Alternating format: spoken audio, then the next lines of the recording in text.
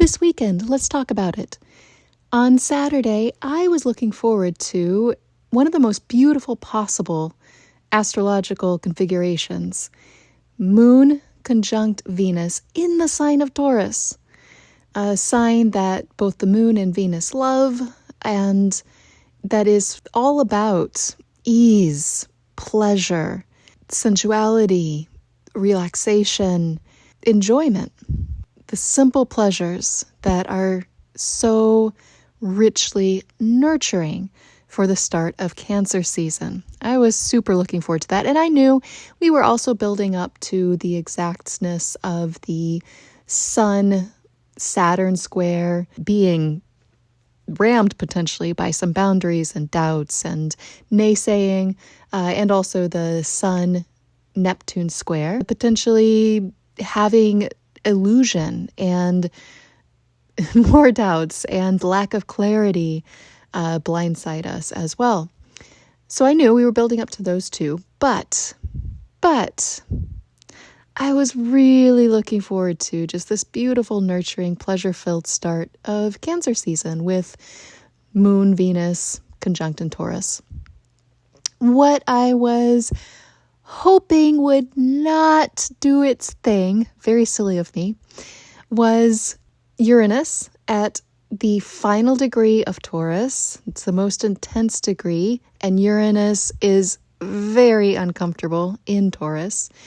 And that it is squaring the ascendant, how he leads, how he views the world, how the world views him, of the President of the United States.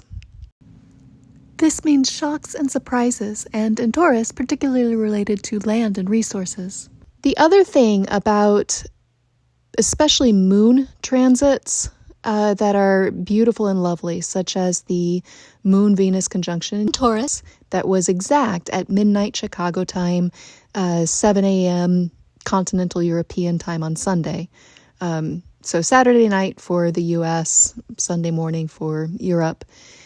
The thing about beautiful transits that are lovely and pleasure-filled, if how life goes does not allow for going with that mood.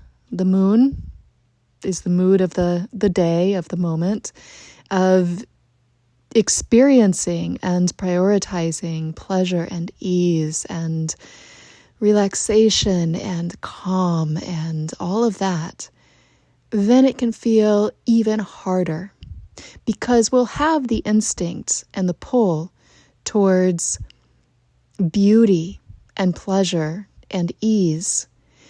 But if other things happening around us or in our lives or in the world are strife and chaos and stress, then our inability to engage without that stress and chaos and real things that are happening in pleasure and ease can feel extra problematic, can feel extra confronting and hard, because we'll want the pleasure, we'll want the ease, we'll want the beauty, and the clash and contrast with reality can just feel harsh.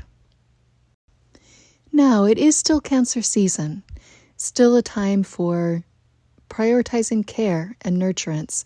The potential dark side of Cancer is extreme nationalism.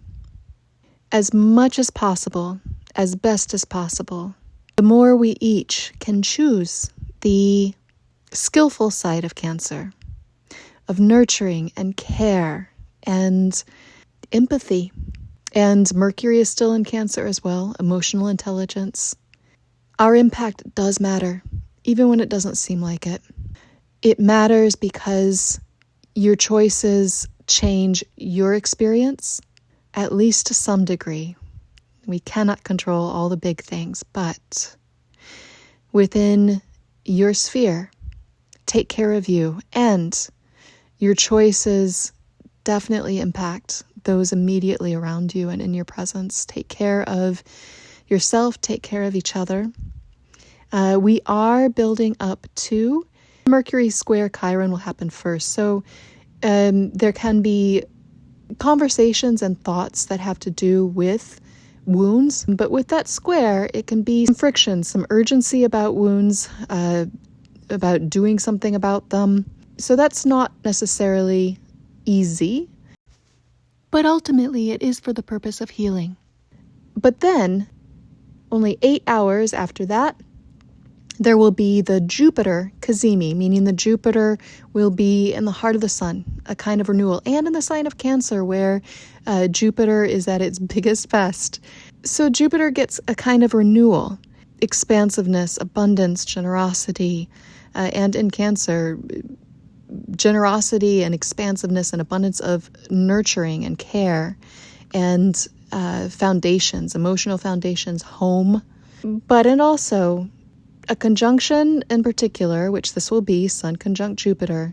There is still the potential for the unskillful dark side to be expanded as well, which would be expansion of identity in Cancer, potentially nationalism. I do encourage and am with you in prioritizing as best as possible, as much as possible, care for yourself and others.